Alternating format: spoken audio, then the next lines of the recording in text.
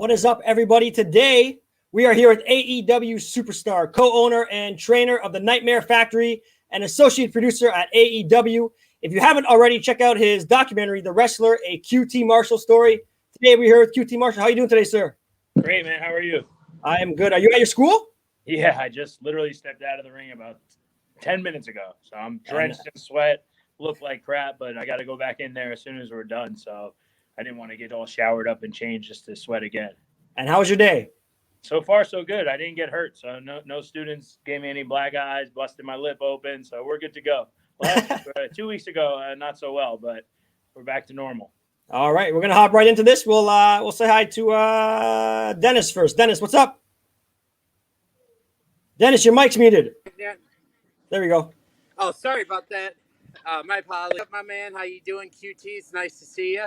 What's up, Dennis? Nice to see you, too. Not much. I'm just trying to get my route finished so I can go home. I hate driving in this snow. Oh, I hear you. That's why I moved. I don't blame you. That sounds like a really good idea right about now. But being a wrestler and a producer, how hard is it to, actively balance those two roles? It's getting very difficult lately. Cody pulled me aside the other day, and we did one of the matches for AEW Dark, and he told me, he's like, "Hey man, you're gonna need to take 30 minutes out of your day right before you go out there." Because I asked him how the match went, what he thought. He was like, "Everything was fine. You looked great, but you could tell you're just flustered. You're literally rewriting with Tony Khan, helping rewrite the TV show right before we start, and then you could tell you literally just got changed and ran out there." So luckily, I'm experienced enough to get in the ring and just kind of go with the flow, and I don't have to sit there for a bunch of hours and debate everything that we're going to do. But also that's my detriment too, because I know I can fall back on that. So it's getting a little rough, but it's only one thing we can do, right? We just got to keep pushing forward and make it work. So. Right, and judging by what I see every Wednesday night, you guys are doing a bang up job, so I appreciate it. Quick shout out because I ran into you at C2E2 last year, right before Revolution, and you were kind enough to take a minute to take a picture with me there, so I appreciate that. Oh, no problem at all. And then one last question. Who's some not currently under AEW contract that you would like to get, maybe like a legend or something? Like if you could pick anyone, who would you want? Ooh, that's a good question. I'm assuming they'd have to be alive, right? I just glanced over at the facility, and we're in the office, and I see a bunch of old DVDs, and so when we do film study and stuff, and there's one all about Madison Square Garden, so probably we have Arn already. He would have been my number one, because that's someone I always looked up to, and always I really appreciated what he did out there, and Arn and Tully. So I don't know. We kind of took all the ones that really make a difference. Cody's been pretty good about opening those doors for those guys. So yeah, man, I don't know. Maybe obviously someone like Shawn Michaels or something like that, but obviously he's got his job over with the other guys. So, but that would probably be my other one. Well, Arn's one of my favorites too and stuff. So, but thanks for your time, Jacob. As always, thank you, my man. Thanks, Dennis. Thank you, Dennis. Next, we'll say hi to Hector. Hi, QT. How are you? Hey, good. How are you? Good. How are you? So I just wanted to ask, and if you could talk a little bit about the two additions to the Nightmare family that were announced, because there's a lot of people that probably don't get to watch AEW Dark. Sure. So I just wanted to ask if you could just tell us a little bit about Aaron and Nick that a lot of people may not know about. Sure. Aaron Solo is somebody that's been around a very, very long time, and he kind of has just been floating. He was never fully signed to any company. I met Aaron back in 2013 when I was with Ring of Honor. He did a couple independent for me down in Florida. And in October, he kind of just spoke to Cody and I, and he said, "Hey, I really, he did some dark stuff for us." And then he said, "I really want to make this my full-time job." And I said to him, "Hey, you must be missing something. Like, let's figure out what it is." And he said, "Well, I'm going to move to Georgia for the month. I want to come to the facility. I want to really be around you guys and really figure it out together. And he did just that, and he really impressed at TV. And he's kind of, I guess the best way to describe him, he's not maybe someone that jumps right out at you, but over time you can really appreciate all the good that he does. And he's just a great human being as well, and something that Cody, when he sat down and thought about additions to the brand, Aaron Solo is somebody that fits the brand. Nick Camarado, on the other hand, somebody that I met a long time ago when I was coaching at the Monster Factory, and he looked the exact same at the age of 23. I think he's about 28 right now. And, he's someone that does pop out right at you. And, he had gotten released from NXT at one point, and we always stayed in touch, and I always tried to guide him throughout the years. And, so that was just kind of a natural fit. It was just a matter of getting him around the right people and kind of letting them see what I had already seen in him many years ago. And, so today we made the announcement. He's been doing some stuff with Dustin and I on Dark, which has been really cool because it's kind of like, it's cool to see guys that I've invested my time in and stuff like that really succeed and get the opportunities to succeed. And sometimes that's really all it is. It's just a matter of getting somebody to co-sign on you and, give you that chance. So we're excited, man. Those graphics went out today. They seem pretty well received. A lot of people they're wondering what we all have in common. And I think the biggest thing is that we all hate to, use the quote, but we all do the work. You know what I mean? We all really put the time and effort into being the best at what we do. This way, it's not just somebody co-signing and giving us a jacket, because that's not all it is. It's what the jacket represents. I look forward to seeing more of them. And my other question was, what is it like working with Don Callis with the AEW Impact partnership? Yeah, it's great. I mean, Don's been nothing but nice to me. He deals more with Kenny and Tony and those guys, but every time I've had interactions with him, he's been nothing but nice and fair. So I have no complaints. I think anyone working with anyone, as long as we're both getting something out of it, I think it's excellent. And the more eyes on any one of us is better in the long run. So. Because he's doing a good job of making you feel at home, like he legitimately wants to take over the wrestling world every time that he's on camera. So it's really entertaining to watch. Yeah. I mean, like I said, he's always been great towards us, so I have no complaints. All right, thank you for your time and stay safe. All right, you too, Hector. Thank you. Thanks, Hector. All right, thank you. QT, I'm going to play a little intro, and then my little buddy Steven's going to come ask you a couple questions. Okay, no problem.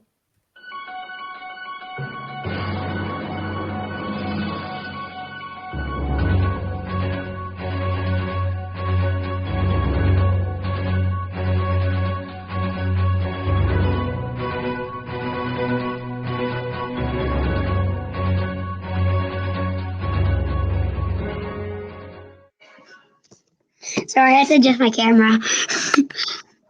What's up, Steven? What's up? Thank you for spending this time with me. Of course. How's everything going? Well, you too? You? How's everything going for you? It's great. I can't complain. I'm out of the snow, you know what I mean? So I'm happy about that. I had to go in the snow today. Uh-oh. Believe me, it's very cold. Oh, I believe it. I had to go to a sick kid's appointment. So what's going on? Nothing much. My first question is, what is one thing you would like to see change in the wrestling industry for the future? I think more than anything, we just want our fans back, but that's not just in the wrestling world, that's everywhere. But that's it. I hope that when the fans do come back, like yourself, that everyone just appreciates the idea that we're allowed to be around and we can have a great time no matter what kind of wrestling is out there, that it's just a good time for everybody. Okay, that's a good answer. I want the fans back too. I want to see wrestling fans be like, hey, Exactly. You've wrestled many people, including my friend Sunny Kiss. What fight was the toughest one that you had to prepare for in your career and why? I think the toughest one I had to prepare for was probably the one where I teamed with Cody against the Butcher and the Blade, because I didn't really know what I was doing out there yet. I didn't know if the fans were going to like me, if they weren't going to like me, whether they cared about me. So that was probably the toughest one mentally to prepare for, because normally you try to go out there with a game plan, and we kind of really didn't have one for that one. So that one, where I'd have to say the bunkhouse, because I'm a traditional wrestler. I like to wrestle. I like wearing my trunks, my boots, my knee pads, and I had to go out there and fight in jeans, cowboy boots, a t-shirt, and I'm still feeling that one. So, I've actually met the Butcher and the Blade have you? before they went to AEW. Yeah, Were they nice to you? Because they're not nice to me. So, they're pretty scary yeah. with the mask and stuff. Oh, yeah. But the man behind the mask, he's like awesome. He's very nice. Oh, okay. Pepper Parks. Yeah. So nice. And I know the Buffalo Brothers. There you go. I have connections, man. All right. When you were being trained by the legends like the Dudleys and Larry Zbysko, what did it feel like to be a young wrestler surrounded by legends? So I think when you're younger, you don't really appreciate it as much as you do when you're older. But I remember sitting there with my notebook and just trying to soak in as much knowledge as I could and ask as many questions as I could, because, you know, that's the way I think that you learn. It's always good to physically learn the wrestling stuff, but it's more important to ask questions and, you know, like I said, always take notes and really listen to those that came before you and respect everything that they've done. And wrestling it's always going to evolve. It's always going to change a little bit, but I think what's old is still new again. So. Okay, once again, thank you for spending so much time with me. Thank you for actually spending the time. Thank you so much. Thank you, Steven. Appreciate it. Okay, bye. Thanks, Steven. Bye. QT, for those of the people that don't know, you had a documentary come out a few years ago. Yeah. I believe it was 2017. Yeah. It's called A Wrestling Story, the QT Marshall story, the wrestler. Yeah. It's more of I like to say it's more of like a chase your dream kind of story. So like, what was the hardest part about opening up about your life in front of a camera? So the kid that made it is just a buddy of mine's younger brother. There's not a real cool story to it. I told him as long as it didn't affect me and like, as long as it didn't take up too much of my time, he could do whatever he wanted. I had no idea that he was going to create what he created. I literally just thought this was like, okay, yeah, your brother's a film student and blah, blah, blah. And he turned this into what ultimately led me to, you know, Cody seeing it, which him and I were already I was already training Brandy at that point, but they did a screening down here and he's, you know, he watched it. And I guess between that and then my later on helping at All In, kind of one thing led to another. And he kind of really saw my passion for pro wrestling and that I wasn't going to give up. And yeah, but I mean, when it came to him making the movie, I didn't realize that there was a story there. I kind of just, you know, let him do what he said he was going to do. All those scenes were, you know, almost everything except for there was one part where I like go to the Monster Factory and talk to Danny. That conversation originally happened on the phone. Other than that, everything was 100% a shoot. So like the part with my mom and my girlfriend, who's my wife now, where they're just berating me about quitting. I think everybody goes through that at some point or another. And that's why the film is successful. It has a really terrible ending, you know, psychologically, but that was the truth. That is what happens, right? It's not everyone gets a happy ending if you decide to quit. It's always going to be a sad ending if you quit. But if you continue moving forward, I never once thought I wasn't going to do something in wrestling. I just didn't know what or where or when. I always figured I would have a normal job and I would just do something on the side. And only when I decided to, you know, again, not to use the quote, but to go all in on wrestling, has wrestling become my life, if that makes sense, right? I made wrestling my life and now it has become my life. That makes total sense. And that should, if anybody hasn't seen it, go see it. It's a really inspirational story and it came out quite well. So next we'll say hi to Louis. Louis, what's up, man?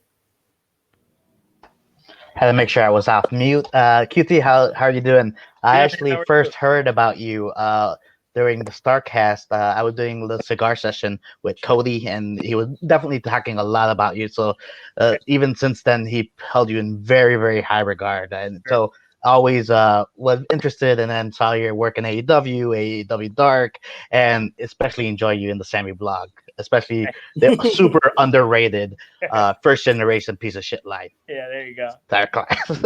Yeah. So congratulations on all your success. I did have one quick question. Yeah, of course. Wearing all your hats, what was your favorite AEW moment as a producer?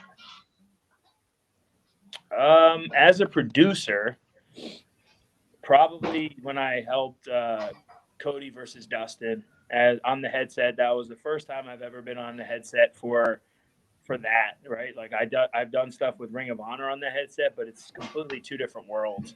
And that was the first match I had ever called, through to the production truck, let's put it that way. And obviously the magic was already there. I kind of just had to guide a little bit. That was excellent, and I guess it is a 5-star match, right? So I'm a 5-star producer, I guess. I don't know. Yeah, that was probably my most memorable moment because it was my first one, and you never forget your first, right? So, yeah, it's been a hell of a ride. I love it. I enjoy it.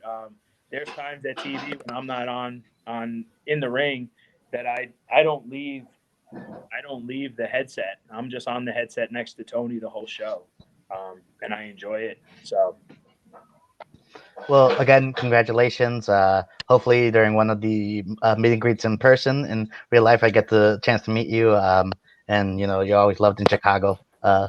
You met Dennis over here in C2E2, and then thank you very much. I hope you have a great day. You too. Thank you very much. Thanks. Thank you. We'll hop over to Spencer. What's up, man? Nothing much. How you doing, QT? Good, Spencer. How's everything going? It's going good. Thanks for joining us on the virtual workout here tonight. No, of course. Thank you for having me. Yeah, no problem. So I got a few questions for you. Sure. You kind of briefly touched on, seeing your students make it to, AEW and in the ring. What kind of just touch on that more? Like, what's it like? Just, seeing the students that you've trained and now making it, to AEW Dark, and then eventually, getting those contracts like Aaron Solo got today, join the Nightmare family, and maybe also who are some talent that you're training now currently that hasn't been seen much that could really break through at any point? Sure. I think so. When it comes to the talent at the school, I have this thing where I don't want to let them be seen until it's time to be seen. We all have an agreement that if you're going to come to TV and you're going to perform, that when you go through the curtain, you get signed or you get invited back. If neither of those things happen, I can't, bring you guys back because there's a long list of people that want to come work AEW Dark. And I think it's only fair, right? Because if we just put our students out there, then there's going to be a line around the country just to come to our school. And that's not what it's here for. It's not here to, we're here to legitimately train people and teach them the knowledge that we think it'll take to make it to the next level. So, like Lee Johnson, for instance, when I met Lee, he didn't even have real wrestling gear. And literally that was the one thing I preached to him. Like, hey man, you got to have nice gear, get a haircut, boots, just all the stuff that I feel is what will properly represent you. And sure enough, the pandemic has really hurt, but helped at the same time because it has given a lot of athletes the opportunity to get looked at. And fortunately, we filmed out of the school for the whole month of April. So when we needed those extra talents, of course, we just went in our own backyard. So that's been really cool to see them, like I said, see them perform. And some of them haven't hit home runs and they haven't been invited back. Some of them struggle. Some of them hit a home run on the first shot. It's hit or miss, right? So that's cool. We do have 60 people here right now. So there are a lot that are moving forward. It's just really hard with not that many independent shows around the area to really get them the experience that I personally would like them to have before they come to AEW or something like that. This week, you're going to see someone from our last camp, Carly Bravo. He's kind of got it, I guess, if you could say. And he's going to Okay. team the captain, Sean Dean. They're both military vets. So it's pretty cool to see them out there. And then there's another young lady. Her name is Robin Renegade. She goes by. She's one tough girl. But I think it's just a matter of time before she gets out there and we put her in the spotlight. So those are probably the ones that I would have to say. Okay. Yeah, and I actually I go to Southern Honor Wrestling in Canton, Georgia. So I've seen Lee Johnson and some of those other talent that have been featured on Dark. Sure. Like Danny Jordan, Ashton Starr, like, and unfortunately, like I do want to try to make more time for like programs like Dark. I just don't have time in the day. But I know like there's some great up and coming talent there that will eventually get featured on AEW Dynamite. So it's a great thing to see what you're doing there with everybody. Thank you. Yeah. And then just another question I have. You briefly touched on the bunkhouse match you had with Butcher and the Blade with Dustin. Before that, you were putting on some great matches, but I think like that was like your breakthrough match. Like the moment I think people were like, oh, let's start, paying more attention to QT because, you had that one crazy spot where you went off the top of the ladder and did the elbow drop. What was that moment like and just kind of like planning that match? Just kind of, I knew I wanted to try something that you never know how long you're gonna last, right, on screen.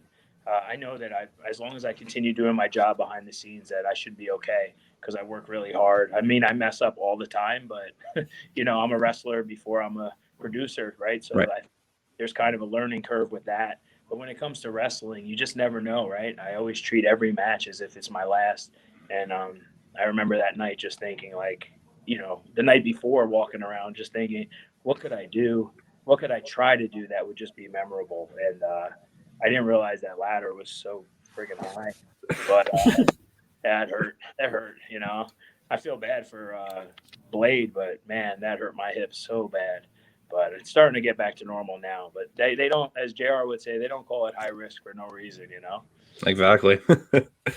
Well, that's all I have for you today. Again, thanks for joining us for the markout. It's been great to talk with you, and when everything opens up, definitely would love to meet you in person, talk some more. You got it. Thanks, Spencer. Appreciate it. Yeah, no problem. Spencer. See you, QT. QT, we do a little thing here called name association. So I'm just going to give you a name, and if you can just give me a word or a sentence. I think they're all pretty easy. All right. Well, Cody's first. My boss. No, and somebody that has really shown me that hard work can actually pay off. Awesome. Brian Cage. The freak. Not to be compared with Freak Beast. He's just a freak.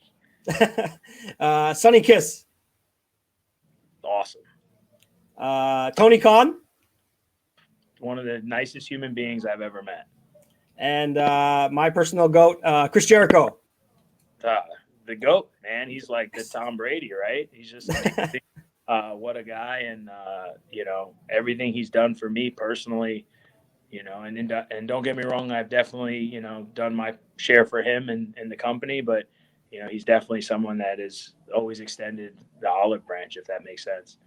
Awesome. We got a few more. We'll hop into. We'll say hi to Daniel. What's up, man? What's up, man? How you doing? Hey, QT, how you doing? Good, man. How's everything going? Good. So my question is, what do you think is the best moment in AEW right now? Like, what was the best moment right now? Man, pay-per-view or Dynamite, or does it matter? Doesn't matter.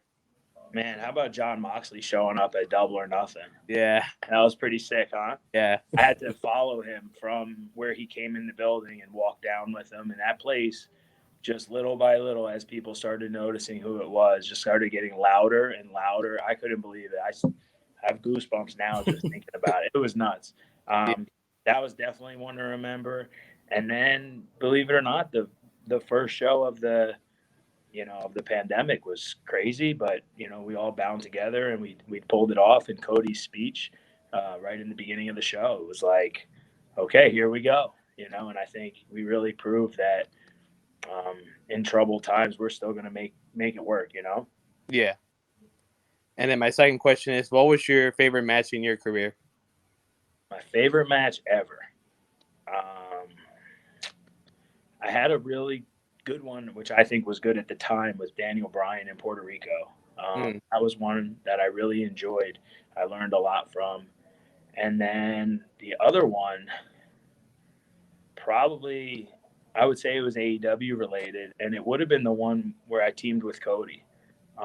And just because, again, like I answered this before, but we didn't really have a game plan going into that one, and I was booked by MJF as Cody's partner because I was this no name, whatever. And when I got out there, they were chanting Cody's partner, and by the end, they were chanting my name. So that's a huge thing, and it's a moment that I'll probably never forget. All right. Well, thank you guys for doing this, and take care. And Jacob, I will buy a raffle thing one day. I promise you. You always try to call me out on that. Thanks, Daniel. Have a good night, brother. You too. Next, we'll say hi to Zach. Hey, what's up, guys? How are you doing, QT? Good, Zach. How are you? Apparently, I got to buy a raffle ticket now, too, because everybody's got to get Nobody has to buy raffle tickets for anything, man. Hey, you got to be in it to win it. Last night, I won about $700 on some football pools that I had no idea what I was doing. I just picked some answers, and I ended up winning. So, hey, sometimes you got to do what you got to do. That's right. Jacob actually mentioned it a little bit earlier about your producing, especially for Jericho. Just how did the relationship start, and what do you think led to him putting that trust in you that you became, quote unquote, his guy? So originally it was Dean Malenko was his guy, but now he kind of lets Dean work with the younger talent. There's only 5 or 6 matches on Dynamite, so we got to spread the wealth a little bit. It was when Cody wrestled Chris at the pay-per-view that Dean was a guest judge in the audience, so he couldn't be on the headset. And we just went over the match, and there were some ideas that I had that I guess Chris, that he really liked. They were just things I had seen on the independent that, he's been in the WWE for so long, and same with Cody, that they haven't seen some of the gritty stuff that I had seen. So that's kind of how that started. I had originally drove Chris from his from the arena in Las Vegas to his hotel, and I was in charge of all his clothing to get the Jericho lookalikes. So that's really how the relationship first started.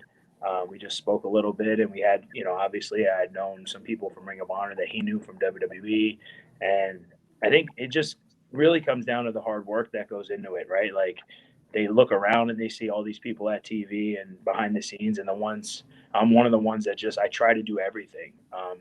I don't do it all the time, and I mess up a lot, but I do go out of my way to try to answer every question, every text message, every phone call, and it's led to a lot of that trust right there that we're talking about. Awesome. And being next to Tony Khan on a weekly basis, where he's clearly a friend, he's clearly a boss, and he's also a fan at the same time, just how cool is that to get a front row seat to him juggling all of that and also learning things from him as well? Yeah, what an inspiration. I mean, he's literally running 3 different things at the same time between football, soccer. He'll show up to the arena, and then he's in his office watching his soccer team, right, Fulham, and we're going over the stuff, and then he's juggling that with our live TV show. It's just insane. It's insane the amount of work that he puts into it, but I do understand, right? He's passionate about it. He's been passionate about pro wrestling since he's a kid. So I think he's living out his dream in the same way I am. So it's pretty cool to be on that ride together. And, I do my best to do anything I possibly can to make, his vision and dream come true, as while he's kind of doing that for me as well. Was there a wrestler that you looked up to growing up, QT, or a personality you looked up to that you wanted to maybe model yourself after? Not model myself. I mean, obviously I was a huge fan of Shawn Michaels and The Rock, but I don't think that those are the guys that I kind of would emulate. I just always wanted to, like, for instance, growing up, I was never a Bret Hart fan. I didn't get who Bret Hart was. My brother really liked Bret Hart, but my brother's a very technical person. He deals with computers. He's into that stuff, where I'm more of a showboat kind of guy.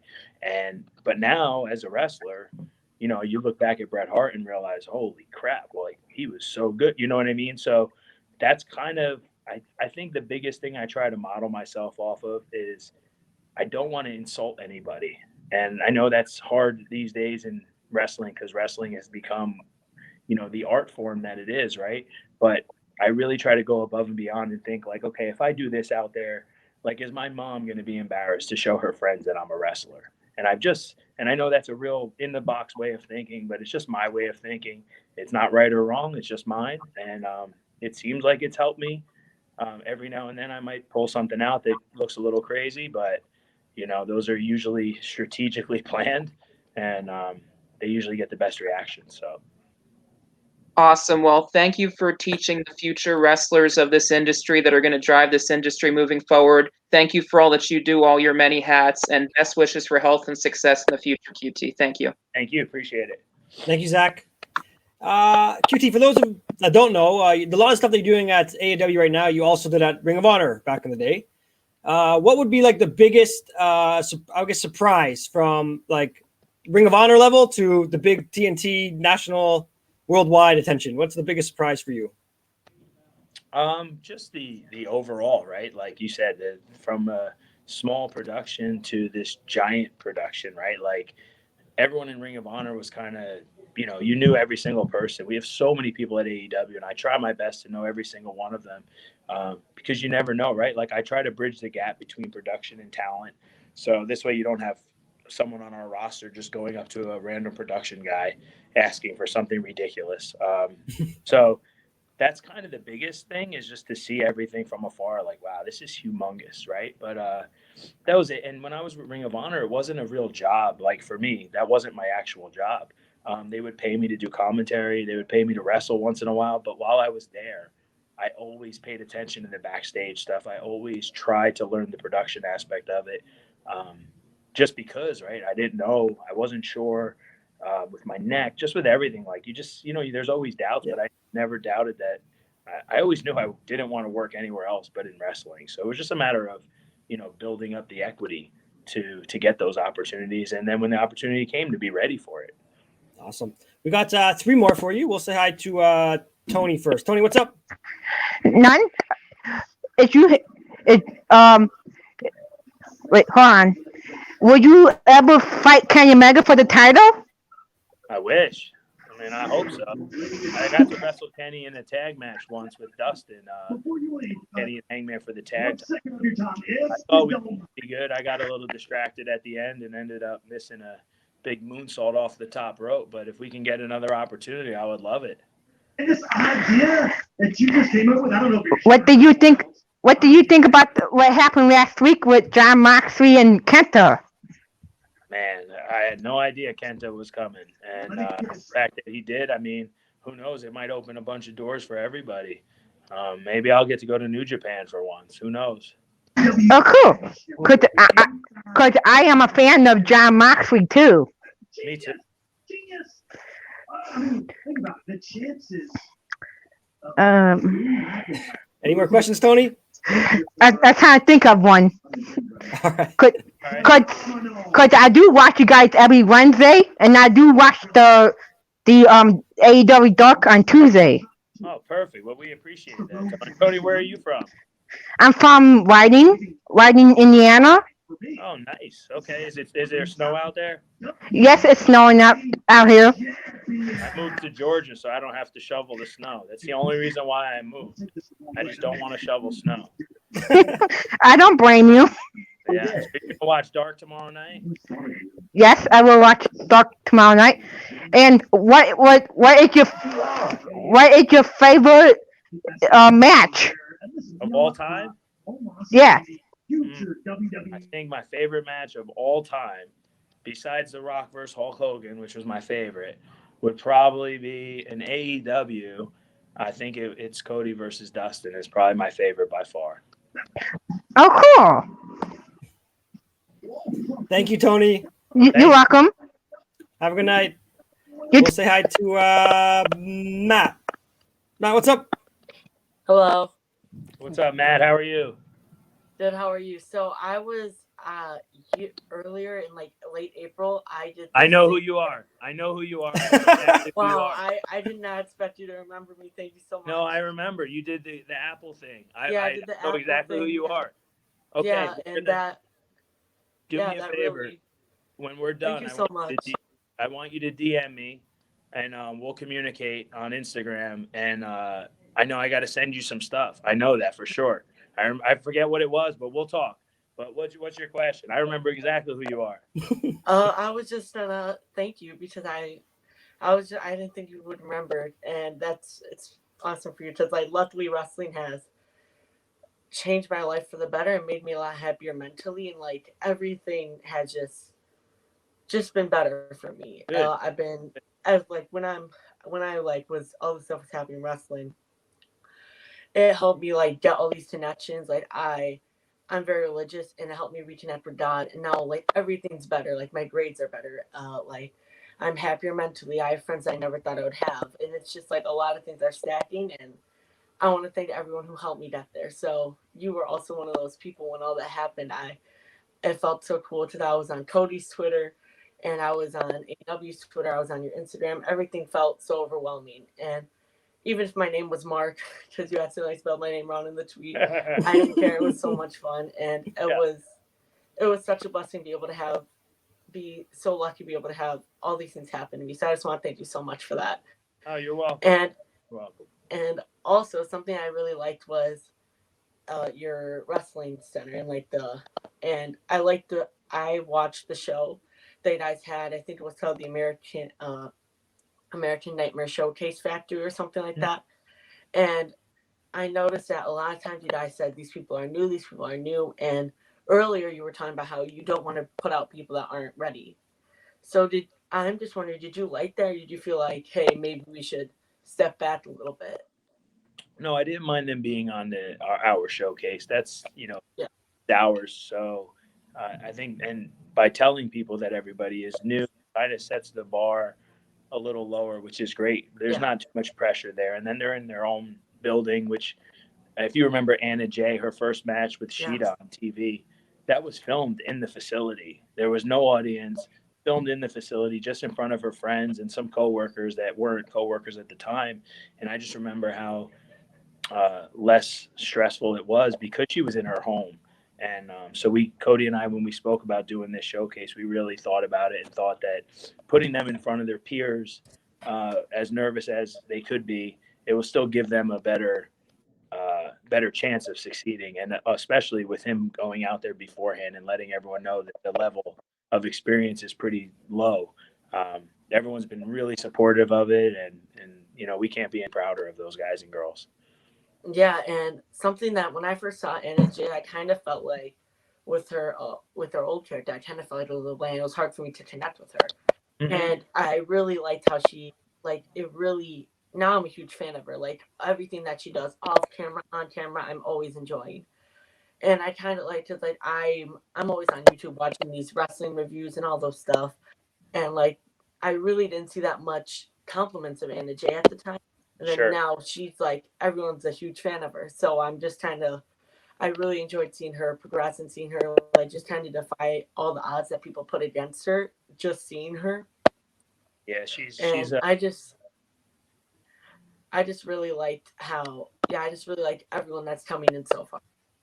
Yeah, I mean, she's one of those people that because of her appearance, that a lot of people might be a little negative towards her at first because of the diva era, right, in the early 2000s and stuff. They're not going to think that she could hold up to the expectations, but she works hard, man. She's here all the time. She's putting in the effort at TV, training with Dustin. So we're really proud of her. And something that I noticed is that I really like how your perspective went with everything. Like when you were wrestling and you always had a backup plan. And I love how your backup plan was always in wrestling. Like some people, they want to be this. You took your passion of wrestling and was able to multiply to anything that could even be possible. Like anything that you saw an open for, you tried to study for yourself. Like even if you were a successful wrestler at the time, you were always trying to add more things to your brain and take notes on everything, even things that you weren't involved in. So I just really admire your work ethic, even though now you have enough knowledge to people have in their whole career and you're still trying to gain more. So I just think because when I even on screen, a lot of the stuff I didn't know until I watched this today. And when I'm seeing you on TV, you always seem like a guy that's a lot of work ethic. Even in the beginning, I just thought of you as an athlete guy. That's it. And now I just appreciate you for so much more things. And I just think you deserve credit for that, for how hard you're working. So thank you for always entertaining me and putting all that work. Thank you, and don't forget to DM me, and then I'll I answer will. you as soon as I get off this call. Okay. I'm gonna do it right now. Thank you. All right. Thanks, Mark. Thank you. Thank you. QT, before we get into our last one, obviously AEW has Shaq coming in, and obviously you've done some work with Anthony Agogo and the Nightmare family. What is it, or who? I don't want to put you on the spot, but what celebrity or maybe non-wrestling background person do you think has the most potential that you have maybe worked with or have seen worked with since being with AEW? I mean, Anthony definitely has it. He's had it from the first day we met him. We're not really big on hiring a bunch of athletes. We really want people that just want to be wrestlers, or at least they've learned how to wrestle a little bit. I think one of the biggest downfalls of developmental programs is hiring a bunch of athletes and trying to teach them to have the heart to wrestle. It's very hard to do this. This is a very tough profession. And Anthony, he's got it. So be on the lookout for him. We'll see about Shaq. That should be fun. He's been here before. He's kind of looked at the facility and stuff like that. But, that should be a fun match with him and Jade versus Cody and Red Velvet. I'm pretty excited for that one. Hopefully I'll be on the headset for that one. Awesome. We got one more for you. We'll say hi to Aaron. What's up? Oh, good to meet you, QT. Hey, good to meet you too, Aaron. What does that say? Aaron, Mr. Crypto. Yeah. What's up, man? I like to dabble in a little bit of crypto collecting, but yeah, no, I was, especially going back to the last question, the showcase you guys did for the Nightmare Factory. I thought that was really entertaining, and I was curious, do you have plans to do more showcases in the future, or maybe something more regular, like a monthly or quarterly showcase? Or... So because I work for a wrestling company, it's pretty, it's probably in my contract that I'm not supposed to have my own wrestling company. But we do have, Glacier is one of our coaches as well. And we have a couple assistants that help out. And basically the showcase was kind of to show them what they could do on their own if they wanted to. Those rings, we just put them on wheels and just slide them right out because we have 4. But when they set up for the show, the lights are already hung up. Everything's already set up for them that they can do it on their own. So they've been doing them. They just haven't put out the content yet. So that's up to them to do. We're, like Cody always jokes that we're busy helping run this other company. So we can't really run this one. But I do feel that all the students do need more work. And right now there's really nowhere to work. And every 12 weeks we have a new batch of campers. So there's your audience right there. I mean, 15 on each side, and you got your audience. So at the end of every camp, we will do another showcase. And then, like I said, for the nighttime people, where some of those campers from the first showcase have transitioned into our night class to continue training. Some go back home, so they can hopefully produce their own shows and stuff. We've also done a couple things that won't ever see the light of day with talent, just in the show aspect. So this way we can show, Tony and some of those guys, like other talent that we've seen, and we just kind of want to showcase them. That stuff is just for our eyes only, but it's just to see them in their full production and under the lights in their gear, all that stuff. And that was the whole mentality, was try to build our own performance center without using AEW to do it. No, that's great. I was just curious too, with a lot of the connections AEW's been making with other promotions, it almost feels like sort of a throwback to the territory days, almost like with the National Wrestling Alliance in its original form. And, how do you feel about working with all these promotions like New Japan and NWA? How do you feel that's all working? I mean, obviously for them right now, there's really not much that they have TV wise. So this helps them out a lot. And it also helps us too. I mean, I don't believe we're scared to work with anybody as long as it fits, as long as it makes sense. We have a humongous roster right now. So, everyone's fighting and itching and clawing to get on TV as it is. And we're pretty good about rotating talent. So I don't know. I think it's cool. It gets people excited. And if, as long as the fans are excited for it, that's all that matters. And then listen, the way I look at it, if somebody comes in that's not ours and they're taking TV time from one of our talents, it's not a matter of that they're taking. You can take it right back. You just got to work harder. Figure out what they have that they're doing that you're not. Right? Like I used to always look in the mirror and I would see differently, and I would, oh, this is ridiculous. This person's getting a shot. This person's getting a shot. And then I realized, like, you know what? Maybe if I did this better or did this better, and don't leave any room to be denied, right? So, it's just all about perspective. I'm excited for it. Oh, that's great. Definitely great to hear your perspective on it. I love all the hard work you and Cody and all the EVPs and everybody involved, down to all the guys and everything. You guys are killing it. So keep doing what you guys are doing. Thank you very much. Appreciate it. Thanks, Aaron. QT, thank you so much for joining us tonight. And with that, what do you have to plug away? If you want to tell everybody your socials, your PWT, everything. I don't have a PWTs. I'm not good at that stuff. Oh, my goodness. I mean, I would assume AEW shop. You could get our T-shirts, Dustin and I. He's a lot better than that with that than I. Obviously, our school, Nightmare Factory. That you can fill out applications for that. We have about 1,000 of them right now that we're going through. Yeah, I'm just happy, man. I'm just having a good time. I'm living my dream. Obviously, watch Dark every Tuesday. Watch Dynamite every Wednesday. Watch as much wrestling as you can. As long as you're still watching us first, and just have a good time and enjoy anything that gets put out there. Because each and every athlete, they're out there putting their body and their neck on the line, literally for the audience. And that's what we do. So just keep supporting and keep enjoying everything that we do. Thank you, everybody, and have a great night.